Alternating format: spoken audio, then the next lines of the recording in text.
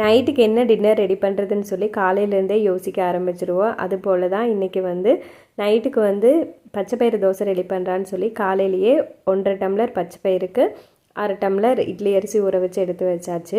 Evening போல் அரைச்சி எடுத்துக்கலாம்.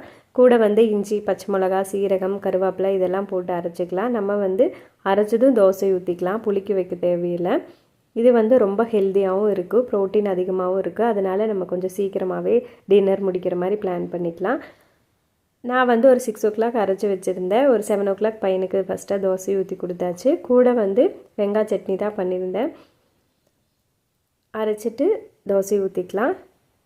நெய்யே இல்லை, எண்ணெய் விட்டு கொடுத்தோன்னா ரொம்ப டேஸ்ட்டாக இருக்கும். டெய்லி ஏதாவது பண்ணுறதுக்கு இந்த மாதிரி ஒரு நாளைக்கு ட்ரை பண்ணி பாருங்கள். குழந்தைங்களும் விரும்பி சாப்பிடுவாங்க, டேஸ்ட்டாகவும் இருக்கும். அவ்வளோதான். வீடியோ பிடிச்சிருந்தா லைக் பண்ணுங்கள். இன்னொரு வீடியோவில் பார்க்கலாம். தேங்க்யூ.